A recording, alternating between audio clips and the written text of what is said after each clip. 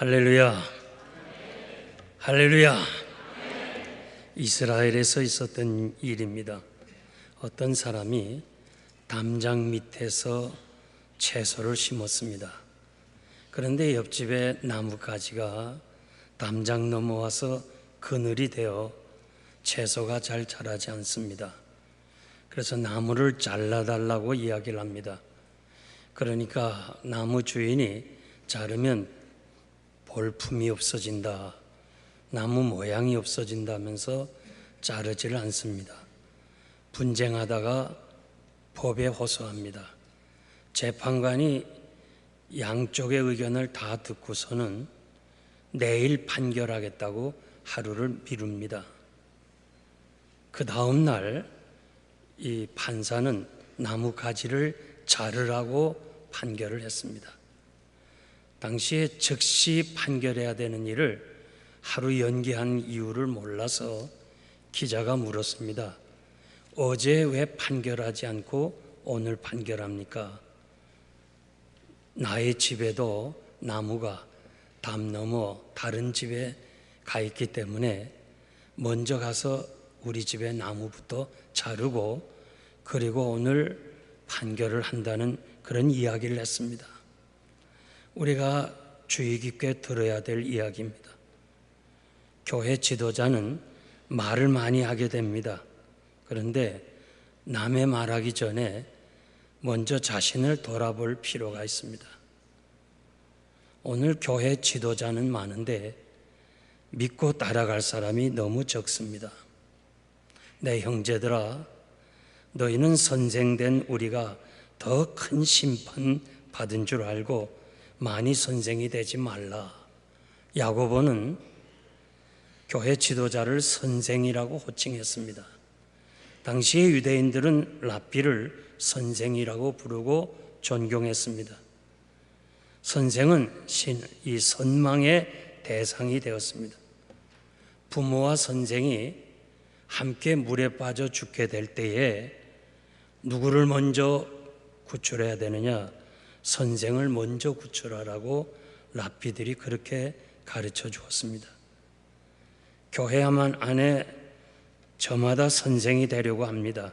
옛날이나 지금이나 선생이 되어 남을 가르치는 것은 책임을 지는 것입니다. 가르치기만 하고 행함이 없으면 심판을 받게 된다고 경고하고 있습니다. 말과 행위가 일치하는 거 쉬운 일은 아닙니다. 교회 일꾼은 말과 행동이 같아야 됩니다. 교회 일꾼은 새 언약의 일꾼이라고 했습니다. 영의 직분이라고 하였습니다. 영의 직분은 살리는 직분이기 때문에 영광의 직분이라고 했습니다. 에베소서 4장 11절에서 12절 보면 모든 교회의 직분자는 성도를 온전케 하며 교회와 성도를 위하여 봉사하고 교회를 세우는 일에 힘을 다해야 됩니다. 모세가 광야에서 혼자 지도자로서 너무 힘이 들어가지고 하나님, 나 이제 더 이상 못하겠습니다. 나 힘이 지칩니다. 난 정말 죽고 싶습니다 할 때 하나님이 모세야, 그러면 백성의 장로들과 유사들을 모아가지고 내 앞에, 내 회막문 앞에 나오라. 그리하면 내가 네게 부어주었던 성령을 그들에게도 부어주어서 너와 그들이 함께 백성의 짐을 담당하고 너 혼자 지지 아니하게 하리라. 민수기 11장 16절에서 17절 말씀입니다. 모든 교회의 직분은 담임 목사를 도와주고 성도들의 짐을 나누어주는 결코 명예가 아니고 섬기는 직분인 것을 잊어서는 안 됩니다. 무엇보다도 이 직분을 감당하기 위해서는 성품이 착해야 돼요. 그리고 성령과 믿음이 충만한 자가 돼야 됩니다. 바나바는 착한 사람이고 성령과 믿음이 충만한 자라. 성령 충만 좋아요, 귀해요. 믿음이 충만해도 정말 귀하여. 그러나 그에 앞서서 성품이 착해야 돼요. 그래야 많은 사람이 주께로 돌아오더라고 그렇게 말씀을 해 주었습니다. 보다 중요한 것은 착한 사람이에요. 뉴욕 장로교회가 장로 20명, 안수집사 10명, 권사 10명을 세워서 교회가 든든하게 서서 성장하기를 원합니다. 오늘의 이 본문 말씀은 제가 오래전에 신학교 다닐 때부터, 그러니까 50여 년 전부터 제 자신이 지금까지 묵상하는 하나님의 말씀입니다. 저를 보고 제일 좋은 말씀 하나 선택하라면 이 말씀을 선택하고 싶습니다. 뉴욕의 장로교회가 지금까지는 당에서 일꾼들을 공천했습니다. 그리고 여러분들은 원하든 안 오든 그 사람을 선택하게 되었습니다. 이번에는 당회가 전혀 관여 안 합니다. 여러분이 직접 선택합니다. 아마도 누구를 선택할까 거룩한 부담을 가져야 됩니다. 인간적으로 선택하면 안 됩니다. 친하니까 하겠다, 고향 사람인데 하겠다, 안 됩니다. 하나님 앞에서 부끄러움 없이 선택을 해야 됩니다. 기도 많이 하시기를 바랍니다. 오늘부터 여러분들은 기도에 동참해서 정말 이 교회를 세워야 될 하나님의 사람을 선택해 달라고 기도하시기를 바랍니다. 행여나 누군가가 나를 선택해 달라고 이야기하면 절대 안 됩니다. 그리고 누구를 선택해 달라 전화하거나 만나서 얘기하면 절대 안 됩니다. 그리고 지금부터 오늘부터는 가능한 한 같이 음식을 먹지 않는 게 좋습니다. 식당에서. 아멘입니까? 그리고 누가 식사를 사줘도 안 됩니다. 왜냐하면 에서가 밥 한 그릇으로 장자의 명분을 판 것은 오늘도 유효한 거예요. 교회 지도자들이 밥 한 그릇에 오늘도 하나님의 영광을 가리울 때가 너무 많아요.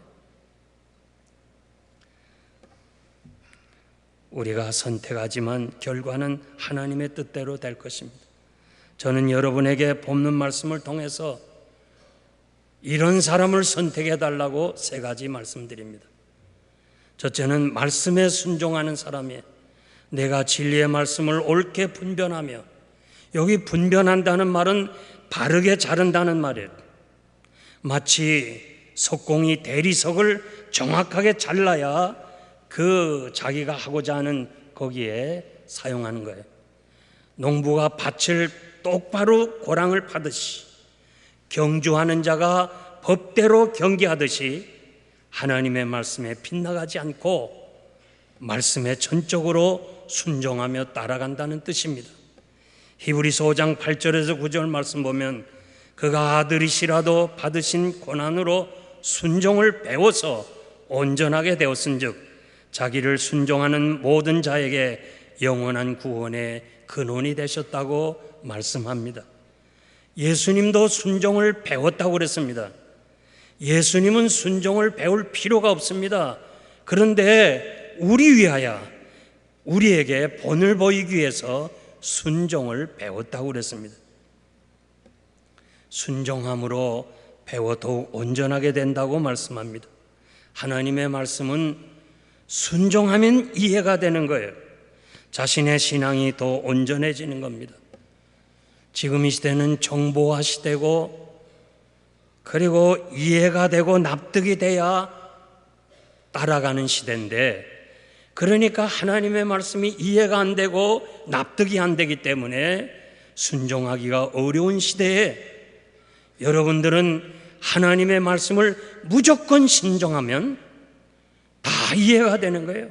이해하려고 하고 먼저 이해를 하려니까 순종하기가 힘들어요.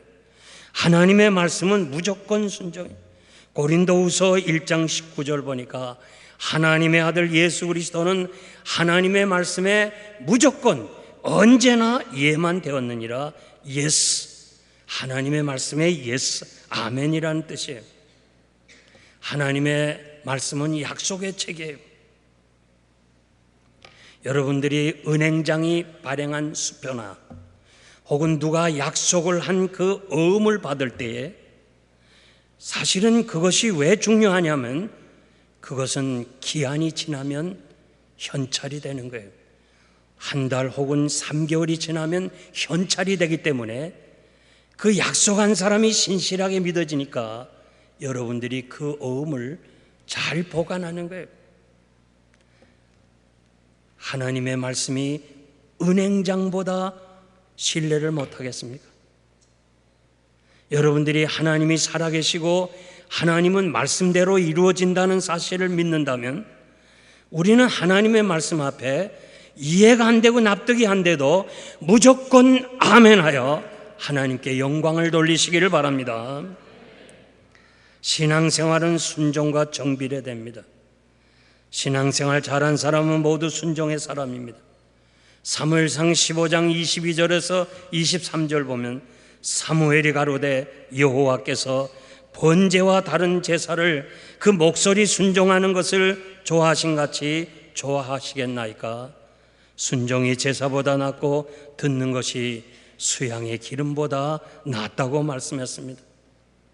하나님은 아브라함에게 내 아들 독자 이삭을 바치라 할 때 아멘하고 바쳤더니 하나님이 이제야 내가 나를 사랑하는 줄 안다. 신앙의 최고봉 하나님 마음에 합격을 하는 사람은 무조건 순종하는 사람에게 하나님이 은혜 주시고 축복해 주시는 줄 믿습니다. 사드락과 메삭과 아벳느고는 7배나 더한 풀무불 속에 들어가야 합니다. 우상에게 절하지 않았다는 것 때문에 들어가야 되는데 왕이 너무 죽이기가 아까워서 지혜롭고 젊고 능력 있는 젊은이기 때문에 내가 한번 다시 하라. 그러면 내가 살려주겠다 할 때 하나님의 말씀이 우상을 섬기지 말라 했기 때문에 우리는 할 수가 없습니다. 우리가 그냥 말씀에 순종해서 불에 들어갑니다. 들어가면 하나님이 우리를 살리실 것이고 그리 아니하실지라도 내가 죽는 한이 있더라도 나는 말씀에 순종하겠습니다. 여기에 하나님이 인정하시는 칭찬받는 믿음의 사람이 되었습니다. 예수님이 겟세마네 동산에서 인성을 가지신 주님이 십자가의 고통이 얼마나 큰 것인가를 잘 알고 있어요. 그래서 땀을 흘리면서 너무 마음이 아프시니까 그 피가 땀구멍으로부터 나오게 됐어요. 과학적 증명을 다 하고 있어요.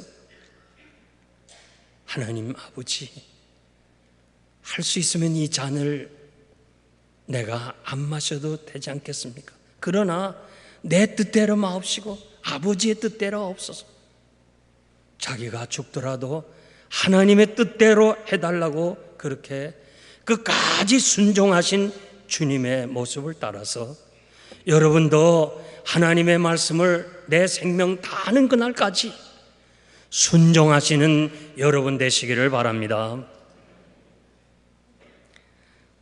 초창기 한국에서 곰시 펜윅이라는 선교사님이 있었습니다. 이 선교사님을 도와서 제자 되겠다는 한국 사람이 많았는데 이 선교사님은 누구를 믿어야 될지 몰라서 그 속마음을 어떻게 알겠어요. 그래서 어느 날 제자 되겠다는 사람을 다 모아놓고 무총 있잖아요. 무 이빨이 달린 거, 그 시래기 알죠? 그걸 하나씩 다 줬어요. 그리고 이거를 땅에다 묻어라. 묻는데 뒤집어 묻어라 이거예요. 보통 우리 상식은 무가 땅 속에 뿌리가 들어가고 이파리가 나와야 되는데 이 선교사님은 반대로 이파리로 심으라. 누가 여러분들에게 그렇게 하라면 어떡하겠어요? 그리고 가버렸어요. 이 제자들이 서로 얘기를 하는 거예요. 야, 선교사는 농사를 안 지어봤구나. 어떻게 이거를 이 뿌리로 집어내야지 어떻게 이렇게 이파리로 집어넣나. 조롱을 하는 사람도 있고 무식하다는 사람도 있고 여러 가지 이야기를 하면서 우리가 이 차제 바르게 가르치자 하면서 전부 정상적으로 물을 그대로 땅속에 묻었습니다. 한 사람만 선교사가 하라는 대로 해야지. 그래서 그냥 그 이파리 그 위를 땅속에 집어넣었어요. 선교사님이 오시더니 내가 몰라서 그런 줄 아느냐? 다 알지만 누가 내 말에 전적으로 순종하느냐? 그거 알고 싶어서 그랬다면서 그 한 사람만 제자로 삼았다는 기록이 있습니다. 여러분, 하나님의 말씀에 무조건 아멘 하세요. 아멘입니까? 저 2층에 아멘입니까? 하나님의 말씀에 무조건 아멘 하세요. 그러면 하나님이 영광을 받으신다고 말씀합니다. 고린도후서 1장 20절 말씀이에요. 그리고 때가 되면 그 믿은 대로 여러분들에게 응답해 주실 줄 믿습니다. 두 번째, 부끄러움이 없는 사람이 돼야 돼요. 하나님 앞에서, 사람들 앞에서, 내 신앙 양심 앞에 부끄러움이 없어야 돼요. 바울은 디모데로 향하여 내 속에 거짓 없는 믿음을 생각한다고 말씀하면서 디모데를 칭찬해 주었습니다. 거짓은 꾸미는 것입니다. 거짓 믿음은 안 됩니다. 사람은 속일 수 있으나 하나님은 속일 수가 없습니다. 초대 한국 선교사들이 본부에 보고서 한 편지를 보면 한국 사람들은 착한 사람이고 그리고 열심히 있는데 그냥 새벽 기도에도 나오고 수요일 저녁에도 나오고 금요 기도에도 나오고 성경도 암송하고 금식 기도도 하고 다 열심인데 거짓말을 너무 잘한다, 그렇게 보고를 했어요. 옛날이나 지금이나 거짓말 많이 해요. 거짓말하는 사람 많아요. 제가 40년 목회를 하고 아비된 심정으로 말씀드리는데 거짓말하지 말아요. 하나님이 살아계시잖아요. 하나님이 듣고 계시잖아요. 거짓말하지 말아요. 목사는 전혀 하지도 않았는데 보태서 하는 사람, 보지도 않았는데 듣지도 않았는데 모든 문제를 목사에게 돌리는 사람이 많이 있어요. 나는 이 교회를 얘기하는 것이 아니고 제가 섬겼던 교회를 이야기하는 거예요. 하나님 앞에서 바로 살아야 돼요. 거짓말하면 안 돼요. 고대 그리스의 조각가 중에 페이디아스라는 조각가가 있습니다. 이분의 작품은 지금도 많은 사람들에게 칭찬을 받습니다. 여러분들이 아테네에 가본, 그리스 아테네에 가면 이 파르테논이라는 신전이 있어요. 유명한 신전이에요. 그 언덕에 그 신전이 쫙 있는데요, 그리스를 대표하는 신전이에요. 그 신전 위에 조각품들이 있는데 이 파르디에나스는 조각을 앞에만 한 것이 아니고 뒤에도 했어요. 뒷모습도. 그래서 돈을 더 달라고 그러니까 당시에 재무관이 뒤는 우리가 모른다, 사람들이 다 산 언덕에 그 높은데 거기만 보지 어떻게 뒤를 보나, 뒤에 한 것은 돈을 안 주겠다 그러면서 분쟁을 했어요. 그냥 앞만 조각하면 되는데 왜 뒤까지 해갖고 돈 달라 그러냐, 그러면서 돈을 주지 못하겠다고 그랬어요. 그때 페이디아스는 아무도 볼 수 없다고 생각하지 마세요. 하늘에 계신 하나님이 보고 계시잖아요. 하나님이 보고 계시지 않아요. 하나님 앞에서의 삶을 살았기 때문에 그는 위대한 조각가로 지금도 칭찬을 받아요. 아브라함아, 너는 내 앞에서 완전하라. 너는 내 앞에서 정직하라. 내가 내 뒤에서 전능자가 되어줄 것이라. 우리가 얼마나 이해관계 때문에 그 순간을 모면하기 위해서 거짓말을 많이 하냐고요. 살아계신 하나님 앞에서 정직하게 살아야 돼요. 종교개혁 500주년을 맞이합니다. 개혁주들이 어떻게 살았어요? 생명을 내놓고라도 하나님의 면전에서 살았어요. 하나님이 보시는 앞에서 살았어요. 우리가 바로 이렇게 살아야 되는 거예요. 내가 알고 하나님이 하는 것입니다.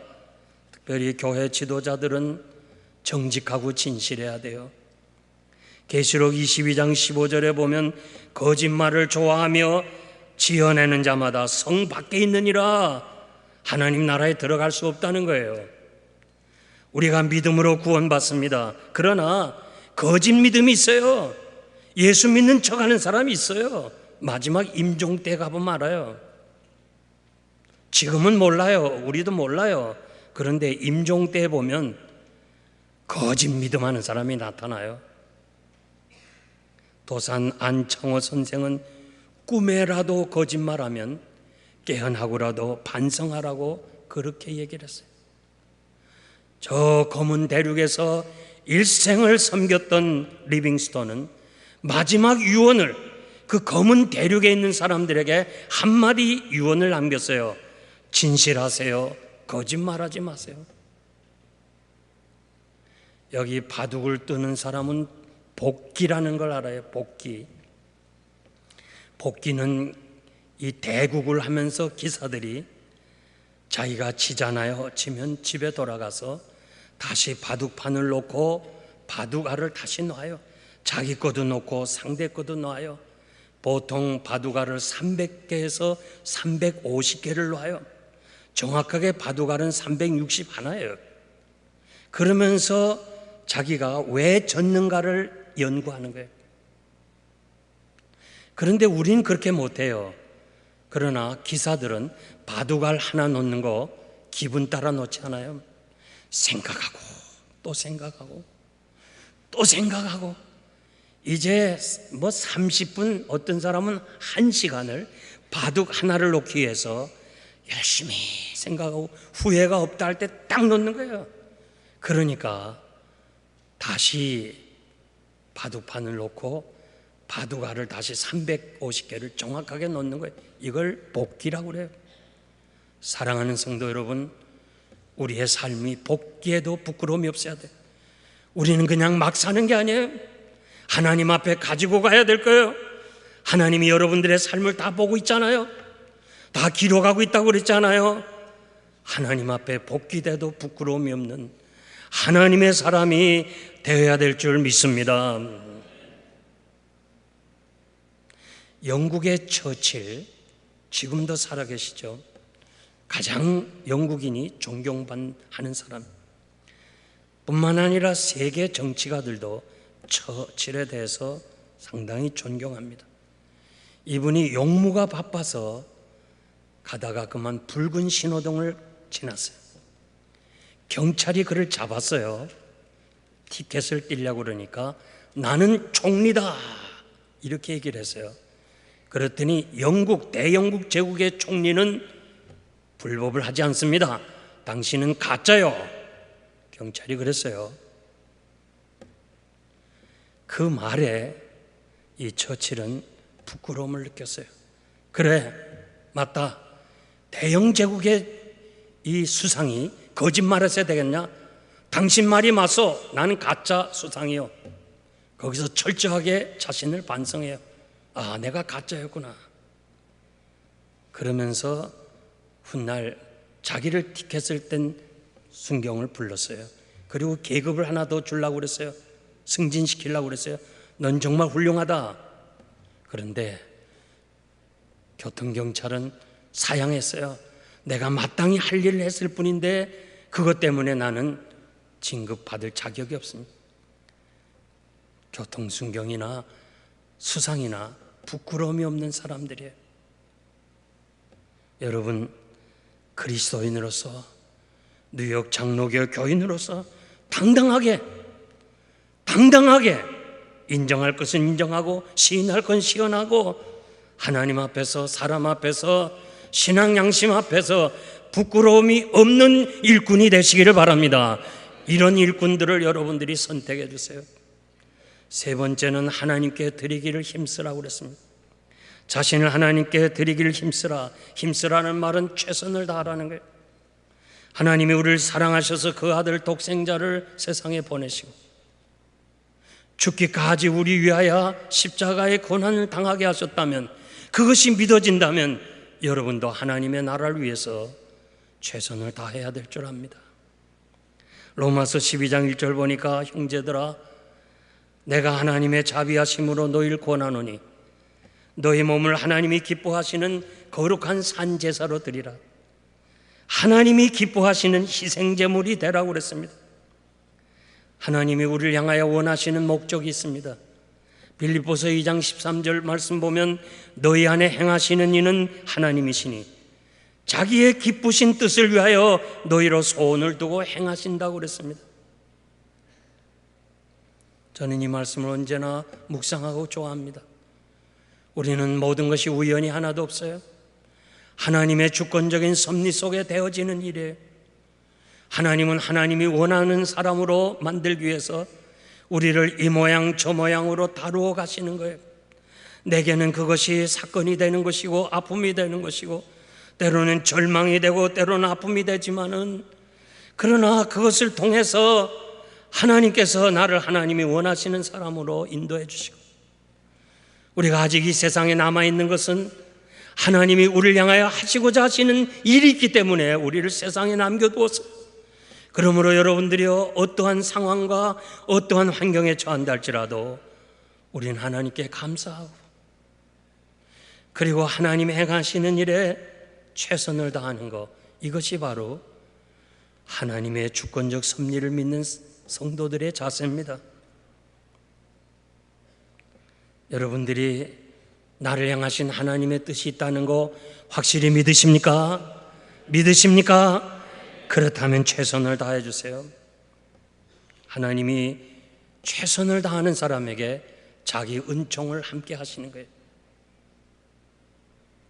카터 전 대통령은 지금도 존경받는 사람이에요. 그는 대통령 임직 때보다도 임직 후가 더 미국인들에게 사랑받고 있어요. 그의 삶의 좌우명은 너는 최선을 다했나? 이것이 자기의 좌우명이에요. 그가 해군 근무할 때에 핵 잠수함 요원이 되기 위해서 인터뷰를 합니다.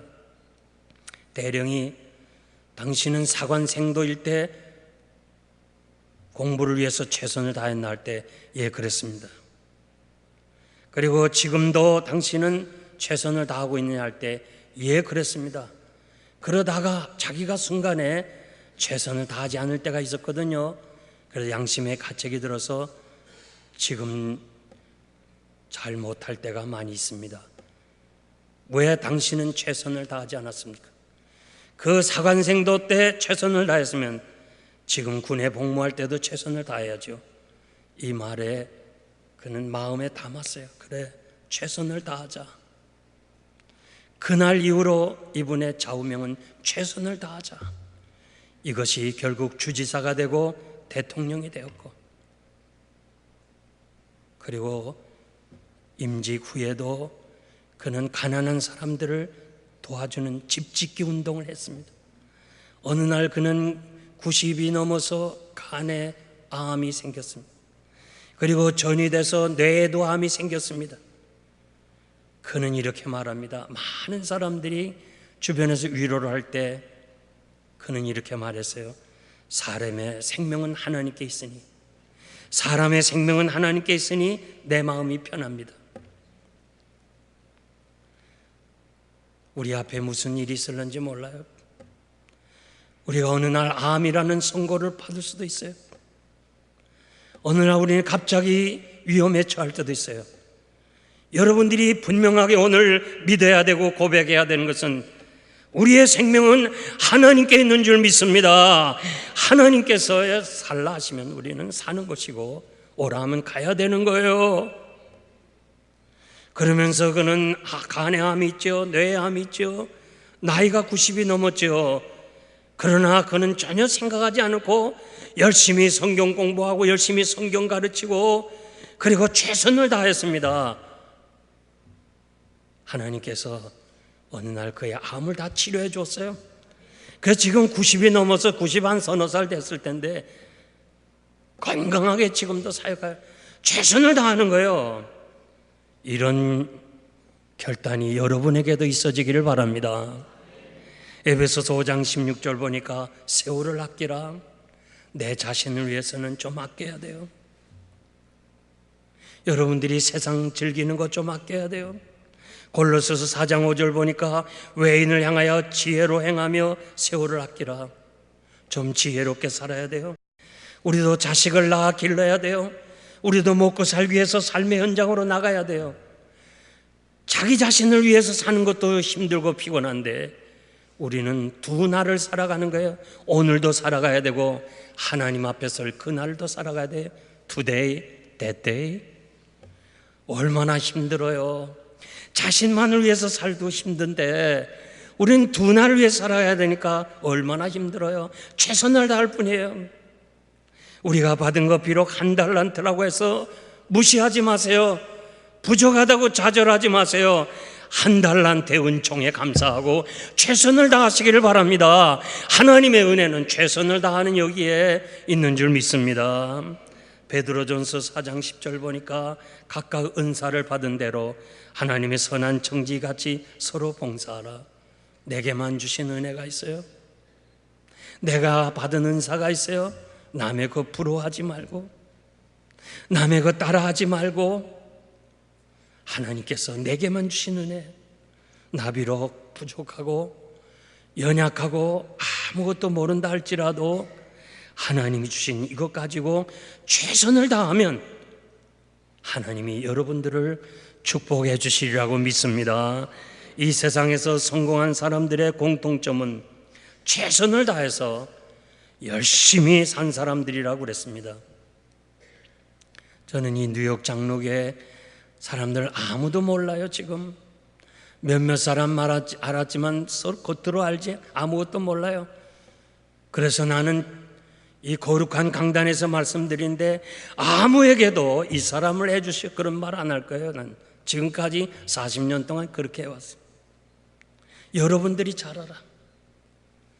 정말 이 교회 위하여 눈물과 정성과 희생을 바친 사람, 교회가 어지럽고 힘들 때 정말 말없이 이 교회 위하여 눈물로 기도한 사람이 있을 거 아니에요? 그 사람들을 여러분들이 선택해 주세요. 모든 사람들이 다 떠나고 자기 길 갔다 할지라도 끝까지 십자가 붙잡고 이 교회 위하여 최선을 다한 사람, 그 사람들이 임직이 되어서 이 교회가 다시 회복되기를 원합니다. 이제 제가 말씀을 맺겠습니다. 옛날 미국의 개척 시대예요. 그때는 자동차가 없었기 때문에 마차를 이용했어요. 기차도 없었어요. 그 마차를 이용해서 서부로 가는데 길도 포장되지 않았죠. 마차가 유일한 교통수단인데 표를 살 때 1등표가 있고 2등표가 있고 3등표가 있어요. 가격이 달라요. 똑같이 마차 안에 타는데 무슨 1등, 2등, 3등을 타겠어요.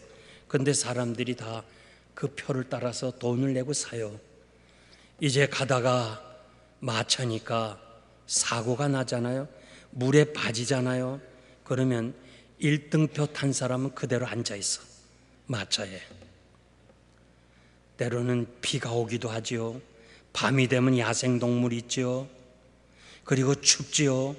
1등표 탄 사람은 마차 안에 있어요. 2등표 산 사람은 내려야 돼. 내려서.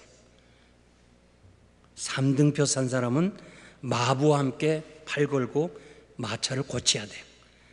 바퀴가 없으면 다시 만들어야 돼요. 수거를 해야 돼요. 그래서 1등, 2등, 3등표를 구분했어요. 저는 이 교회도요, 이 1등, 2등, 3등표 가진 사람이 있다고 생각해요. 1등표 가진 사람은요, 꼭 자기가 뭐 대접만 받으려고 그래요. 인정만 받을. 교회는 오래 다녀도 한 번도 섬기는 것이 없어. 난 누군지 몰라요. 미리 말씀드립니다. 나 아무도 몰라요. 그러나 그냥 공주병 가진 사람들, 그저 자기가 제일이고 자기 인정해주고, 인정 안 하면 그냥 다른 교회 가. 이 교회 아닌 뭐 교회 없나 하고 다른 데 교회 가요. 2등표 산 사람은 구경꾼, 구경해요. 자, 어떻게 되나. 제가요 교회 건축하면서요 이 구경꾼들이 많더라고. 11년 반 동안 건축하는데 헌금 안 해요. 헌금 안 하고 구경만 해요. 그러면서 노상 비판만 해요. 뭐가 어떻게. 하여튼 교회 행사가 있으면요, 교회 행사가 지나면 꼭 구경꾼들은 그냥 잘했다는 얘기 안 해. 뭐가 못했다, 뭐 맛이 없다, 뭐.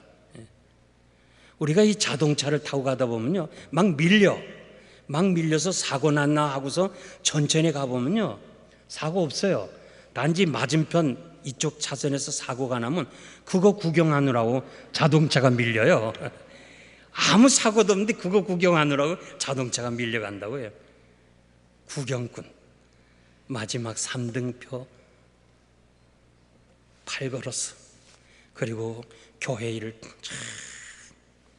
열심히 누가 보든 안 보든 내가 해야지 섬기는 사람들이 있어요. 이 세 부류의 사람이 있어요. 나는 여러분 이번에 부탁하는데 3등표 산 사람 좀 찍어주세요. 아멘입니까? 여러분 잘 알잖아요. 누가 섬긴지. 3등표 탄 사람, 정말 이 교회를 섬기는 사람. 사도 바울은 내가 교회 일꾼이 된 것은 하나님이 너희를 위하여 내게 맡겨주신 직무라고 그랬어요. 여기 일꾼이라는 말은 종이라는 말의 헬라어로 종. 내가 하나님이 이 교회를 위하여 종으로 세워주었다는 거예요. 고린도전서 9장 19절 보니까 내가 모든 사람에게 자유하였으나 스스로 종이 된 것은 더 많은 사람을 얻고자 함이니라. 여러분, 이 교회를 위해서, 정말 여러분이 이렇게 어렵고 힘든 이 교회를 위해서 우리 모두가 다 종의 자리로 내려가는, 주님만이 주가 되시고 주님만이 높아지는 아름다운 교회가 되기를 바랍니다. 지난번에 오셨던 방지강 목사님이 저에게 이렇게 말해요. 목사님, 내가 누장에 몇 번 갔댔는데 이번에 가니까 달라지더라. 목사님이 어떻게 목회를 하셨는지 달라져서 내가 너무나 기쁘다는 거예요. 이 뉴욕 장로교회가 소문을 다시 내야 돼요. 정말 이 교회는 모범적인 교회고 활동하는 교회고 하나님 앞에서 섬기는 교회로 다시 거듭나고 회복되기 위해서 여러분들이 이번에 기회에 좋은 일꾼들을 세우고, 그리고 좋은 헌신된 목사님을 모시고 저는 기쁨으로 나의 일터로 돌아가고 싶습니다. 그러므로 여러분 이번에 이 세우는 문제를 위해서 철저하게 기도하고, 인본주의는 사라지고 신본주의 입장에서 하나님 앞에서 바르게 여러분들이 선택해서 이 교회가 주님 오시는 그날까지 하나님의 뜻을 이루어가는 축복의 교회가 되기를 바랍니다. 기도합니다.